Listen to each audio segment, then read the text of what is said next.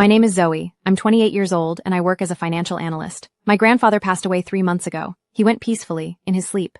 He was 92. He'd lived a full life ourselves. But I knew, he still had words left unsaid. The night he died on a plastic chair in the hospital hallway, it dug into my back. When the nurse wheeled him out, his fingers twitched slightly, like he was reaching for something. I held his hand. It was already cold. It was March. The magnolia trees outside were half in bloom. The wind blew petals onto the terre floor of the palm. He would never close his fingers around it again. I was raised by my grandfather. My parents divorced when I was 7. Mom remarried in California. Dad drank and was never home. Grandpa took me in, and I lived with him for 20 years. He taught me biking, chess, and horse racing, but he never taught me how to bet. Watching races is seeing, betting is losing. Learn to see, not to lose. When he said that, his eyes looked far away, like he was seeing somewhere I couldn't see. I later learned he was looking at himself. After he passed, I started going through his belongings. The old house wasn't big, 2 bedrooms, a living room crammed with decades of clutter. I took a week off and went through every cabinet, drawer, and box, from morning till night. Photos, old clothes, old letters. Every object had a story, but most of them were stories I did. Metal box with over 20 buttons inside. All colors, all sizes. I didn't know why he kept them. Maybe each button came from a piece of cloth belonged to someone he couldn't bear to forget. Behind the top shelf of the wardrobe, I felt a manly envelope. It was old, the edges worn, the flaps sealed with layers of tape. I tore it open. The tape stuck to my nails and it took me forever. Inside was a notebook. On the cover were 3 words, horse racing log. The handwriting was shaky, not like his usual script, like it had been written with a trembling hand. I froze. Grandpa bet on horses? He never mentioned it. I opened it. The first page was dated March 12, 1985. It had the date, the horse's name, the bet amount, then one big word. Lost. Second page lost. Third page lost. I flipped through more than a dozen pages and finally saw a 1, but there were more lost entries after it. Some pages were stained with water, the words blurry. I didn't know if it was rain or something else. I turned page after page until I reached the end. The last page had just one line, not won or lost. It said, I killed her. My hand stopped on that page. Who had he killed? My grandmother died when my father was 12. Everyone said it was cancer. But a man who bet on horses writing I killed her? That night, I didn't sleep. I sat in my grandfather's study, looked and open on the supports, thumb is pressed down with strength. The back of the page was up with the pressure, and keeps my finger over those grooves. I could feel my grandfather's anger, fear, and for the truth. The next day, I went to my father's rental apartment. He lived on the outskirts of town, a north-facing single room with a view of the garbage dump. The hallway always smelled of boiled cabbage. When he opened the door, his hair was a mess, he hadn't shaved, and he reeked of alcohol. Zoe, what are you doing here? His voice like he'd just woken up, or maybe like he hadn't slept at all. Dad, how did Grandma die? It wasn't grief, it was fear. He turned and went inside, sat on the bed, and lit a cigarette. His hands were shaking. It took him 3s to get the lighter to work. I stood at the door and waited a full 2 minutes. Ashes dropped onto his pants. He didn't brush them off. Finally, he said, Cancer. Why are you asking? Did you know Grandpa bet on horses? Yes. How much did he lose? The house, your great-grandmother's house. On the west side, a small western doctor and a lady holding on horses at the stone. Lost. To who? Loan sharks. He borrowed money and couldn't pay it back. They took the house. What did Grandma's illness have to do with any of this? His shoulders were trembling slightly. His voice was so soft I had to hold my breath. He required a lot of money. He borrowed from the loan sharks to pay for a treatment. She never got better. So when my grandfather wrote I killed her, he wasn't a murderer. He just felt like he'd killed his own wife. Where is that house now? A developer bought it and built a community. That area is now the most expensive part of downtown. The map showed it was a residential complex called Emerald Gardens. I decided I was going to buy it back. Not to pay back the debt my grandfather owed. No. To pay back the life he owed my grandmother. I spent 3 days digging up the entire ownership history of that property. Land registries, transfer records, developer files. I went to the housing authorities and stood in 4 hours. In 1987, my grandfather gave the house to the loan sharks as collateral. In 1988, Hung Long tore down the West Side, sold it to a company piece and built us a 6-story residential building. Later, that building was also torn down to make way for the Cascade Emerald Gardens, Emerald Real Estate. Up finance reports and found they were cash-strapped, and that one of their unfinished projects this to the bank. That meant they might be willing to negotiate. I made an appointment with the manager of Garng's asset department, a middle-aged Dismugiant. His office was on the 28th floor. Sitting in his office, the sunlight through the windows stung my eyes. Manager Lou, I want to buy the plot 18 Garden Road. That property is a company asset. It's not for sale. What if I wanted to buy it? How much are you offering? Market price $32 million, but I need to pay in installments. He laughed out loud, not loud, but grating. Mrs. Zoe, are you here to do business? $32 million isn't small change. What do you do? Financial analyst. My income is steady. I can provide collateral. Do you have any assets to put up as collateral? My grandfather's house, worth about $2 million. Way too far off. Sorry, I can't help you. I walked out of Hung Long Tower and stood at the bottom, the sun pounding on my head. I looked up at the 28th floor. The glass curtain were reflecting white light, making my $2 million. Even with installments, the down payment was at least $10 million. I didn't have $10 million. But I didn't want to give up. Back at my office, I opened my computer and started digging through every piece of public information on Hung Long Real Estate. Annual reports, financial pins, news, literature records. They were desperate for cash flow. I had an idea. My idea was not to buy the property outright, but to buy an option. Pay a small deposit to lock in the right to buy in the future. When I had the money years later, I'd pay off the balance. If they were desperate for cash, maybe they'd agree. I made another appointment with manager Lou. This time I came with a detailed proposal, a cash flow forecast in Excel printed out on 10 per year. My annual income plus side gigs could just cover it, plus my grandfather's house as collateral. Manager Lou looked it over and was silent for a long time. His fingers tapped on the desk. Tap, tap, tap, tap. I counted the taps. 1, 2, 3. On the 17th tap, he spoke. I need to take this to the board. No guarantees. I waited 2 months, didn't get a good night's sleep the entire time. Every night I thought, what if it gets approved? What if it doesn't? Could I scrape together the $2 million for the deposit? I didn't have $2 million. My grandfather's house was worth $2 million, but it was his, not mine. I couldn't sell his house. I counted my savings over and over, $550,000. I was short by one banks about loans. They'd only lend me $500,000. I asked friends, they said I was crazy. I asked my father, he said he had nothing and hung up. I could hear a bottle fall over on his end. I was about to give up. That night, I opened my grandfather's betting log again. The last line glared under the desk lamp. I traced the words, the raised paper under my fingertip. He'd lost more than money. He'd lost grandma's life, lost the family's roots. I couldn't let those roots stay out there forever. I made the boldest decision of my life, mortgage my grandfather's house. The bank appraised it at $2 million. They lent it to me. I got $1,980,000. With my savings, $2.5 million. Enough. The moment I transferred the deposit, my hands were shaking. Hung Long's board approved it. Mrs. Oe, the board has your installment plan, but there's one condition: the balance be paid within 10 years in semi-yearly payments. If you're more than 3 months over, the deposit is forfeited and the property reverts to us. The day I signed the contract, my hands still trembled as I held the pen. Manager Lou looked at me with something I couldn't read. Sympathy? Sure? Admiration? Just thinking, and signed my name. The 3 actors came out ugly because my hand was shaking. Walking out of Hung Long Tower, the sun was warm. I stood on the steps and took a deep breath. Autumn. From now on, I owed $32 million, $2.8 million a year. My salary plus side gigs, just enough. But I wasn't young anymore. No getting sick, no losing my job, no travel, no new clothes. But I was willing. Back home, I put the betting log on the table, flipped to the last page, and under what I killed her, I wrote 2 words, my grandma saved. I started paying. Every month, the moment my salary hit my account, I transferred out the payment. I cut every expense I could. No coffee, no eating out, old clothes. Coworkers asked why I was getting so thrifty. I said I bought a house. They laughed, thinking it was a joke. First year, I paid off $280,000. Too little, nowhere near the goal, but every payment made me feel closer to that house. I installed a countdown app on my phone and watched the balance drop every day. 31.72 to million. 30 number move million. One day, my mother called. She hadn't contacted me in a long time. She'd remarried and moved to California. Her new husband was a lawyer, big house, nice car. She was living the life she wanted. On the phone, her voice was hesitant, like she was way everywhere. I heard you bought a house? No, I'm paying off a loan. Are you crazy? $30 million? How are you going to pay that? Slowly. She was quiet for a long time. I heard her sigh on the other end, soft but clear. Your grandfather's business. You don't need to feel guilty. It was his fault, not yours. I know, but I'm not guilty. I just want to give him peace. You don't understand. Your grandfather's story is more complicated than you know. What do you mean? Your grandmother didn't die of illness. She paused. I heard her take a sip of water, a loud swallow. At least, not entirely. Mom, tell me clearly. Come see me. I have some things your grandfather left for you. I've never dared to give them to you. The next day, I took leave and flew to California. 11 hours on the plane. I didn't sleep a minute. Outside were clouds, and below them, the Pacific. I wondered, when Grandma died, was the Pacific this blue too? My mother picked me up at the airport. She looked ill oldish, her hair dyed, her nails painted a deep rose. We didn't talk much on the way. At her house, she took a metal box out of a locked drawer. My mother said my grandfather had given it to her 10 years ago, to pass on to me when the time was right. She'd never dared to give it to me because what was inside was too heavy. Open the box. The photo showed a young was a letter and holding a baby. Her faces had been scratched out, with fingernails, deep gashes. But the baby's face was clear. It was my grandfather. The letter had just one sentence. The handwriting matched the betting log. Pressed so hard the back of the page was raised. She didn't die of illness. She was driven to death. I sat in my mother's living room and read that letter over a dozen times. The living room was big, the couch soft, sunlight streaming through the blinds in strips across the paper. I read my grandfather's words in those bars of light. She was driven to death? By who? The loan sharks? The developer? Or my grandfather himself? My tears burst out, mourning like someone had turned on a faucet.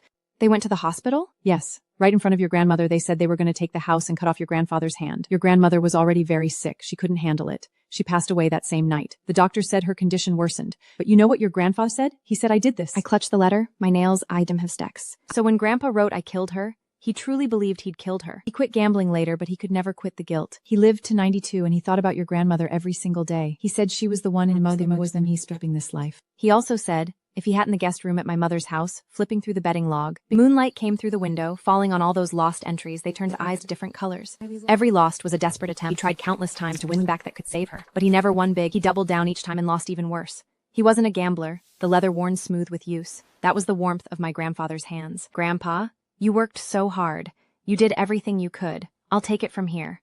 After I came back from California, I changed, not more driven, but colder. I used to chat with coworkers and go out with friends. Now I cut all of it. 14-hour days, 7 in the morning to 9 at night. Weekends I took freelance gigs, investment analysis, industry reports. plus the 280 from year 1, total 780,000. Still a long way from 30 million, but the countdown numbers were shrinking. I had a countdown app on my phone. I watched the balance drop every day. 29.22 million, 29.21 million, 20.20 million, slow as a snail. But even a snail reaches the finish line. Year 3, I got promoted to senior analyst. My boss said I was the most capable person on the team. I said because I had to be, he didn't understand, and I didn't explain. My salary went from 400,000 to 600,000. Every extra cent went to the repayment account. End of year 3, I paid off 800,000. Total, 1,580,000. That night I did the math. At this rate, it would take 35 more years. I'd be 63. I couldn't wait 35 years. I had to find a faster way. I thought of someone. Benjamin. He was a client. An investor. Chinese American, early 30s. He noticed I stayed late every day and thought I was a workaholic. One day in the break room, he asked me, Zoe, don't you ever need a break?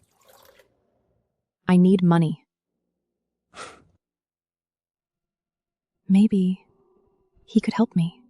The next day, I initiated a coffee meeting with Benjamin. We picked a small cafe near the office. Tiny, but good coffee. He was dressed casually, jeans and a white tee, but his watch was expensive, and I recognized the brand. He listened and was quiet for a long time. His hand stopped stirring, the spoon resting on the rim with a soft clink. You're carrying this alone? Yeah.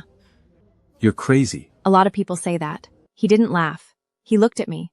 His eyes were dark brown, very serious. I can help. I know people at Hang Long. Maybe I can get you a better rate, or I could lend you the money myself. I don't want to owe anyone favors. It's not a favor, it's an investment. You're worth investing in. I still turned him down, but the next day he sent me a file, his analysis of Hang Long's financial situation.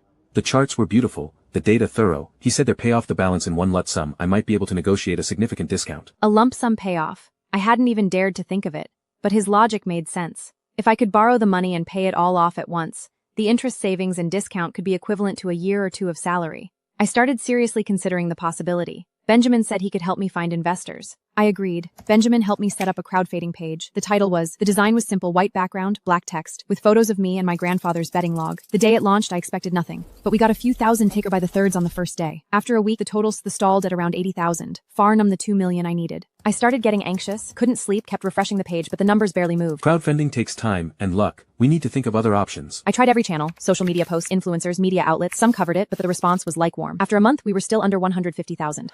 My hope was like a candle, slowly burning out. Benjamin didn't get options and engine money and said 100 play first as vasters. Refused, but he insisted. I'm not doing this out of pity. I believe in you. I took it and wrote it down in my notebook that interest at thy bank rate. Later, he connected me with a small foundation. They agreed to match donations and the conditions Benjamin loan plus all my savings. We scraped together 800,000. Your story, people would want to invest in it. I didn't want to make my grandfather's business public. But that night, I opened the betting log again and looked at every loss my grandfather had written. He'd been too afraid to ask for help back then, and it had destroyed him. I couldn't repeat his mistake. Still 1.2 million short of 2 million.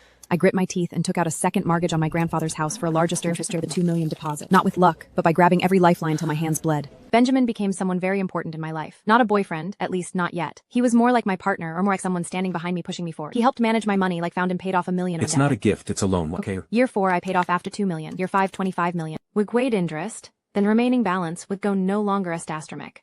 But my body started protesting. One night I was working late in the office when my chest started hurting. Like I couldn't breathe. I cold sweat on my forehead. My colleagues rushed me to the hospital. The ER lights were blindingly white. The doctor said it was exhaustion, arrhythmia. I needed a week of rest. I couldn't rest. I still had debt to pay. Year 6. A turning point. Hang Lung found new investors. Their cash flow eased up. Manager Lou called me and said, Ms. Zoe, if you can pay off the balance in one lump sum, now I can give you a 20% discount. the savings would cover 3 years of payments. What I owed, principal plus interest, was still $23 million. 20% off was $18.4 million, saving $4.6 million. But I had less than $2 million on hand. I'll help you find bridge financing. Bridge loans had high interest rates, but the math still worked outer than installments. I gritted my teeth and agreed affirm. $16 million for 3 months, $400,000 interest. The moment I got the money, I transferred it to Hang Lung. As I typed in the 7-digit figure, my fingers hovered over the keyboard for 3 seconds. It was bought with countless sleepless nights, endless instant noodles, and weekends with zero social life. The house is yours now. His voice carried the document on my phone screen, distant yet close. Tears fell.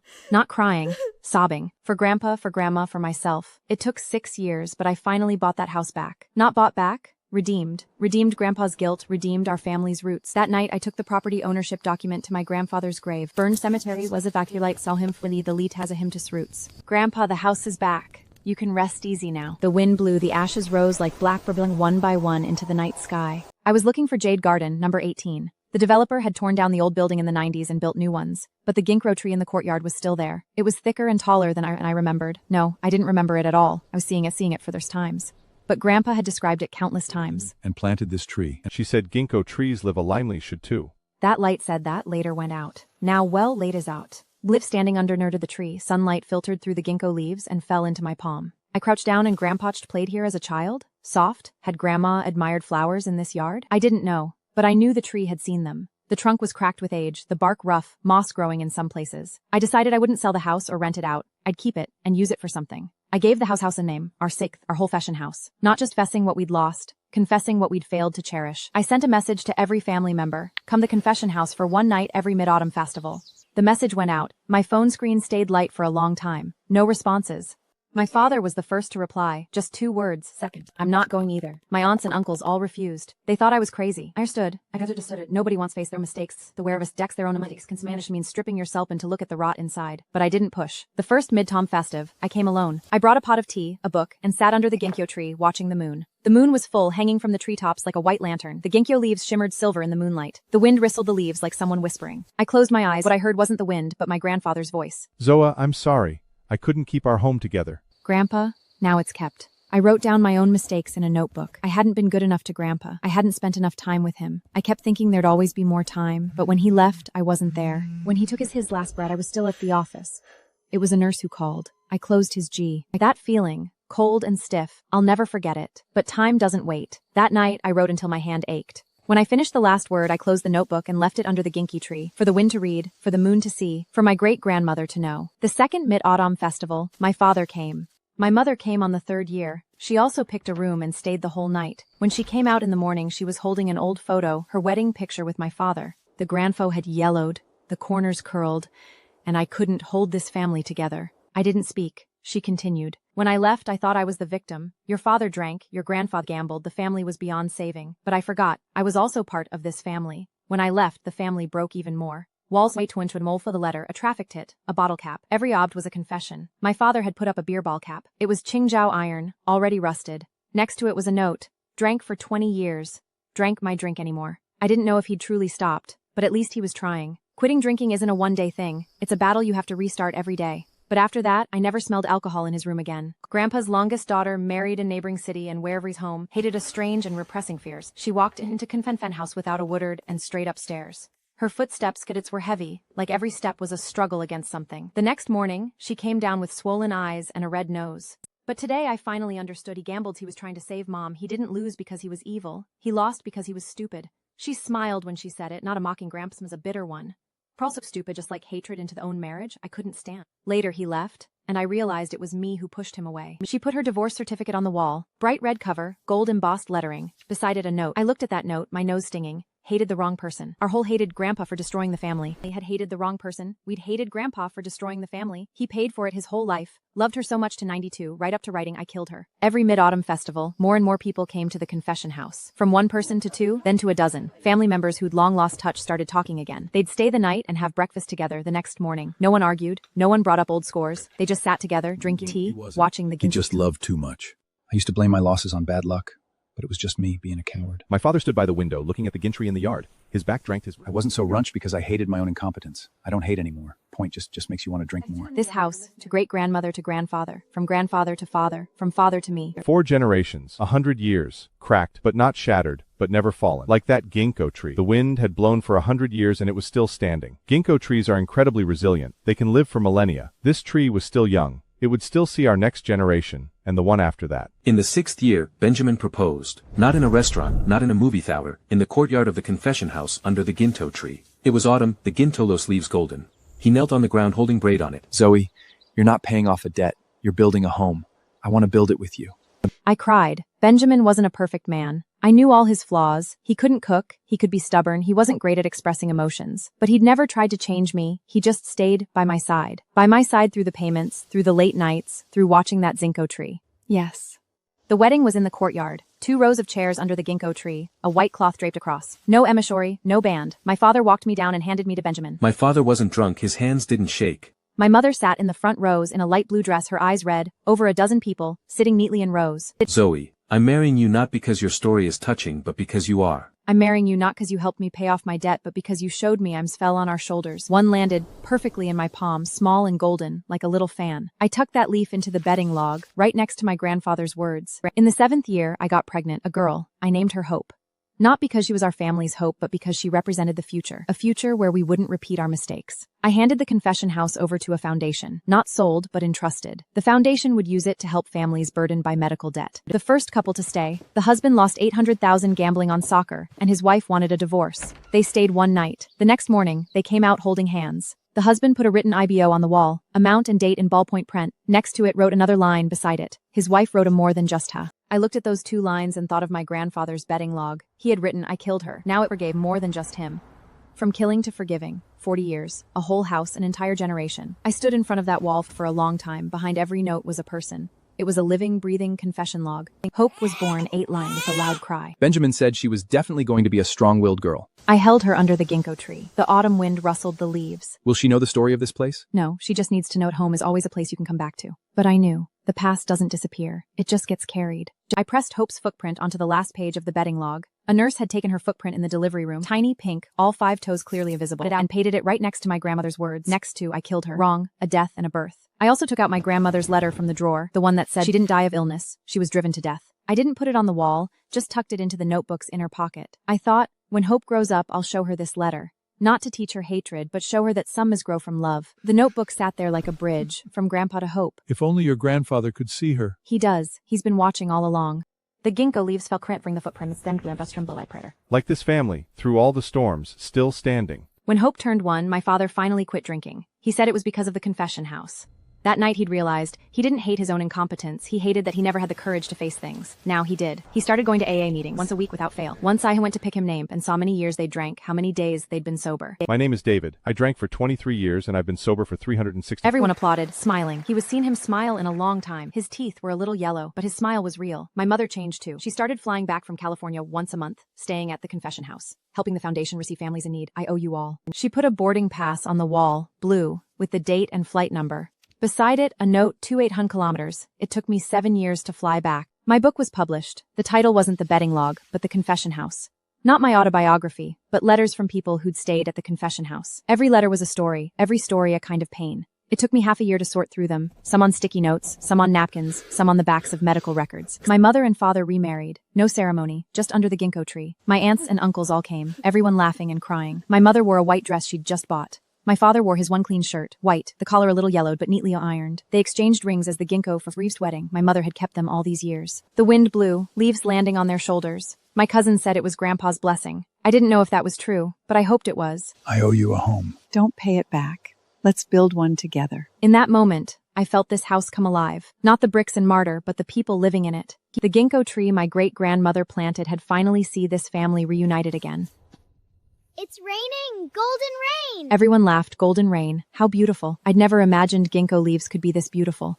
An elderly woman wrote, when I young she's accepted me, but I can't recognize myself. At the book signing, many came, some crying, some silent, some saying thank you. One young man came up with the book and said, my father gambled too. I shook his hand, his was ice cold. Bring him to the confession house for a night. That night, I went and opened the bobbling log. I wondered, if Grandpa were still here, what would he say? Zoe, you did better than me? Don't write about my business. It's shameful. I didn't know, but I think he would have smiled, like a child. The book was made into a documentary. The director was a woman in acting. Making mistakes isn't scary. Refusing to admit him is. She looked at me, nodded, and didn't ask anything else. After the documentary aired, applications had to add more chairs in the courtyard so people could sit while they waited. The chairs were wood, bought from a flea market, painted white. Under the ginkgo tree, people sat, some smoking, some staring blankly, some crying. No one rushed them. Mistakes. A young couple sat under the tree, and time was what this tree or a long time. After 3 hours, the wife finally underspoke. I lied to you. I owe $20,000 in online loans. Benjamin's company went bankrupt, not because he did anything wrong, but because the market was bad. During that time, he came home late every night and barely spoke at dinner. One day, he sat on the couch with his face in his hands, his shoulders shaking. I went over and held him. Zoe's body, I failed. So? So I need to confess. But his confession wasn't smooth. The first month after bankruptcy, he sent out resumes like crazy, went to over a dozen interviews, either rejected or offered far less than he'd had before. He started doubting himself, couldn't sleep at night, didn't want to leave the house during the day. Maybe I was cut out for investing. One day I looked at him, like looking into a mirror. That was me a few years ago. He went to the confession house alone, not because I told him to, but because he chose to. He stayed one night, no phone, no computer. The next morning he came out with red eyes, but the corners of his mouth were turned up. I figured it out. I'm not minding my way. This road doesn't work, so I'll take another. He put a company dissolution certificate on the wall. The husband was silent so long I thought he wouldn't respond. Then he said, I know, and I don't blame you. I was just waiting for you to tell me yourself. They held each other and cried, so loud the birds flew off the tree. I stood by the window watching them, and suddenly understood the feeling behind my grandfather's words. I don't blame you. I didn't blame him. We paid off the debts together. I sold my grandfather's old house and paid off part of it. The old house was empty, but the roots remained. My grandfather's logs bedding creaked and the ginkgo tree was still there. We moved into the confession not because we had money, but because it was sitting empty anyway. Hope could run in the yard, pick up leaves under the ginkgo tree. Mommy, why is this tree so big? Because it's lived a long time. Then I want to live a long time too. I received a letter from the elderly woman who donated $5 million by her lawyer. The envelope was white, my name written in brush pen. We're all living for someone that's okay. I held the letter, sitting under the ginkgo tree, and cried. Not from sadness, but from being understood. Like my grandfather, he's gone, but his words remain. That bedding log is his letter. Written to me, to this everyone who confesses. I hung my great-grandmother's photo in the living room of the confession house. The photo was black and white, wearing a hint of a smile. I wondered, if she knew her house had become a place of confession, what would she think? Maybe she'd laugh at her great-granddaughter who took over 30 years to find her house again. But at least it was found. I put a bunch of gardenias beside the photo, her favorite flower in life. The scent of gardenias was strong, you could smell it throughout the living room. Hope started kindergarten. The teacher asked the kids to draw my family. She drew a tree, a house, and 5 people. The tree was green thick, its crown covering half the paper. The house was smoke from the chimney. 5 people stood in a row holding hands. This is Grandpa, this is Grandma, this is Daddy, this is Mommy, and this is me. Grandpa isn't here anymore. Yes, he is. He's in the tree. When the wind blows, he's there. I froze. It took me 30 years to figure that out. She understood it at 3. That night, I put Hope's drawing next to the bedding log. Grandpa's words, Hope's. I also took my grandmother's letter out of the inner pocket, looked at it for a long moment. I took a photo and posted it on social media. The caption read, many liked and commented. One comment I stayed at for a long time in him. I gave that comment a like. My father got sick. Not seriously, just old age. 68, high blood pressure, bad knees. The air was good here, comfortable. Emily, just scan for feeling, then just stay here. When I was young, I hated your grandfather. Hated him for losing the house, for not having money to save my mom. Now I don't. He had it harder than me. I held his hand without speaking. Rough. His nails clipped short. Ginkgo leaves fell on his white hair. He didn't drink anymore, his hands didn't shake. But he'd aged a lot, his back more humped, his steps slower. Can still walk. This isn't admitting defeat. It's admitting age. This tree is older than your great-grandmother. Yeah, it's seen a lot of people. It should see Hope too, so she knows this family didn't start with her and it won't end with her. My company went public, not because I'm brilliant, but because the market improved. I donated some shares to the Confession House Foundation. Not a lot, but enough to help dozens of families. Because this house saved my family. A young journalist came to interview me. She just graduated from journalism school. Do you regret all those years, all that debt, just to buy one house? A young girl found me through the foundation. She said her father also gambled on horses, lost the house, lost his family, lost everything. Should I hate him? You can hate him. But after you're done hating, do one thing. She asked what? Forgive yourself. I didn't buy a house. I bought back my grandfather's dignity. She paused, then scribbled furiously in her notebook, her pen scratching. After the article was published, it got shared a lot. One stranger commented. I stared at that comment for a long time. But some calls are made too late. Hope turned 7 and started elementary school. The teacher assigned an essay, My Family Story. Her teacher gave it a perfect score. She showed it to me. I read it 3 times and cried every time. You're too emotional. I'm too happy. What is happiness? To 20-year-old me, it was promotions, designer bags, Michelin restaurants. To 30-year-old me, it was paying off the last loan. Watching under the counter write essays. Tomato, not drink salads. Benjamin brewing coffee in the kitchen with the aroma filling the yard, and my mother flying flowers in the garden, her favorite roses. Happiness is this tree, this house, these people. She didn't understand. I took out my grandfather's betting log, flipped to the last page and showed her those words. This is what my grandfather wrote. It took me 10 years to turn those words into, I saved him. You can do it too. I stroked her hair, the way my grandfather used to stroke mine, black and soft tied in a ponytail. When she left, she put a note on the wall, I forgive him. No name. But she knew and the tree knew. My grandfather's betting log was collected by a museum, not because it was valuable, but because it recorded the most honest struggle of an ordinary person. I stood before the display case. The glass was thick, the light from above falling on those yellowed pages. I saved. The museum didn't display that note, but they kept it. They said it was the answer to the story. Who wrote this? A man named Lita Howe. He gambled on horses to pay for his wife's medical care and lost his house. His granddaughter later it back. Good story. It's real life. I stood there, sunlight streaming from through the glass dome falling on that notebook. His teeth were white, and he laughed like a child. Benjamin started a new business, not investing this time. Teaching kids to admit their mistakes is more important than teaching them to win. I supported him. He used the name the Confession House for his education center. No tuition. One promise: every child who came had to bring their parent. The first session had 5 families. Boy just lets kids draw a mistake. Say a girl drew stealing her brother's candy. Then Benjamin asked the parents to draw one of their own mistakes. A father drew yelling at his child. A mother drew lying. They put their drawings on the wall, just like the wall of the confession house. Mistakes are a universal language. When you admit yours, others understand. I sat in the back. I wondered, if my grandfather were still here, would he draw something too? Would he draw the horse, the loan shark, or my grandmother's face?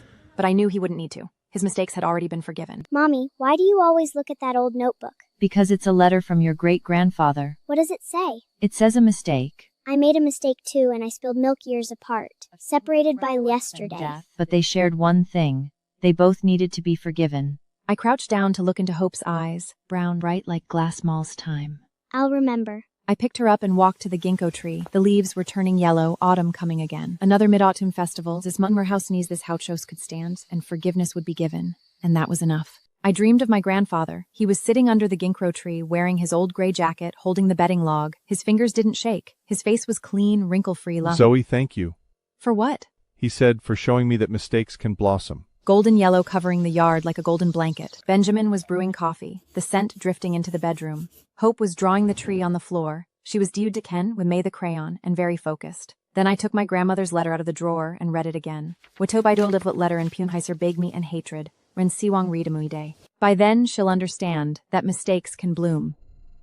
Grandpa, do you see? The flowers are in full bloom. Not roses, not peonies, ginkgo leaves. Golden, able to fly, falling to become earth, growing into new leaves the next year. Today is the 100th anniversary of the confession house. 100 years ago, my great-grandmother bought this land and built this house. 100 years later, it still belongs to our family. Not because of me, because of everyone. The confessors, the forgivers, the ones willing to start over. Over a dozen people, of them, 2 tables. Food was made by my mother made braised pork. My father made cucumber salad. My dumplings. Table was full. Plates side by side. My father stood up and raised his glass. Tea, not alcohol. His hands didn't shake. To our family's house, to the ones who confess. Everyone raised their glasses. Ginkgo leaves fell into the cups. No one fished them out. That was the taint on the walls, but solid. Like our family. Cracked, but not collapsed. The wind rustled the leaves. Was that my grandfather's voice? Maybe. I've seen it. I owe nothing more. I picked up Hope and lifted her to reach a ginkgo thranch bedding log. She plucked a leaf and placed it next to my grandfather's back to life. The foundation told me the waiting list for the confession house was already full through the year after next. If I wanted to expand, buy another house? No, one is enough. Mistakes don't need a big space to be confessed, just the right one. One applicant was an old man in his 60s. His application was just one sentence. We let him jump the queue. When he came, he brought his wife, a tiny little white hair, in a wheelchair. They stayed one night in the confession house. The next morning, the old woman was smiling, but his eyes were red. As he came out, he whispered to me. She already knew. I thought, this is the meaning of the confession house. Not to tell others something they don't know, but to say the things you were too afraid to say yourself. And then you'll find the listener had already forgiven you long ago. Hope turned 8. She started piano lessons. Her first song was Twinkle Twinkle Little Star. She played slowly, often hitting wrong notes. Every time she did, she stopped, frowned, and started over. Wrong notes. I know, but I can start over. Our family had been doing it for 100 years. Grandpa started over, my father started over, and now Hope was learning to start over too. She wasn't learning piano. She was learning how to face mistakes. Play a wrong note, play it again. Take a wrong turn, take it again. No big deal. I sat beside her, watching her tiny fingers dance on the keys. Some notes were right, some were off, but they were all trying. Like our family, not perfect, but always trying. I handed the keys to the confession house over to the foundation. Not sold, but entrusted. This house doesn't belong to me alone. It belongs to everyone who confesses. The foundation staff nodded and put the keys in a glass display case. The wooden keychain with 18 Garden Road. I kept one for myself. Not to open the door, but to remember. Remember where I came from, where Grandpa fell, where Grandma left from. The key was light, but it felt heavy in my hand. Not the weight of metal, the weight time. Do you regret it, spending 10 years buying this house only to hand it over? No, houses aren't for owning, they're for healing. He smiled. You're the soul of this house. No, this tree is. Today is Mid-Autumn Festival. The moon is full. Under the ginkgo tree, people are gathered. Family, strangers, confessed, those who are confessing now. My father sits in the front row, my mother leaning on his shoulder. Hope is drawing on everyone. Benjamin the tree. Benjamin is pouring tea. I stand on the doorstep watching it all. The wooden thread mold polished smooth from years of footsteps. The ginkgo tree stood in the yard without speaking, but it remembered everything. In its rings were carved 100 years of storms, frost, and wraithed this family had ever snow. I think of my grandfather's betting log, now in a museum, behind glass seen by countless people. But what matters isn't the notebook, it's the man who wrote it. He made mistakes, he admitted them, he spent his life paying for them. He wasn't perfect. The wind blows, the ginkgo leaves rustle. I close my leaves, falling to the ground. Zoe, you don't need to pay anymore. You've already paid it all. I open my eyes, the moon hangs above the ginkgo tree, full and round. Mommy, what are you looking at? The moon. Who's on the moon? Your great-grandfather. Can he see us? He's always been watching. Tears fall, but I don't wipe them. Let them fall. Let the wind blow. Let the ginkgo leaves drop. Let mistakes be confessed. Let forgiveness be given. That our story's family's 100-year story, an ordinary person's story. Not a hero of someone who made a mistake, admit it, and spent a lifetime making it right. He lost the house, but he won us back. I press Hope's footprint onto the last page of the betting log, next to my grandfather's words. One side says I killed her. The other is a tiny footprint. I close the notebook. Is it over? No. Every new child will turn to a fresh page and write a new story. Not I lived us. The wind blows, ginkgo leaves cover me. Standing under this tree, I feel like more than just a granddaughter, more than a mother, more than a wife. I am one leaf of this tree. Fall and grow again.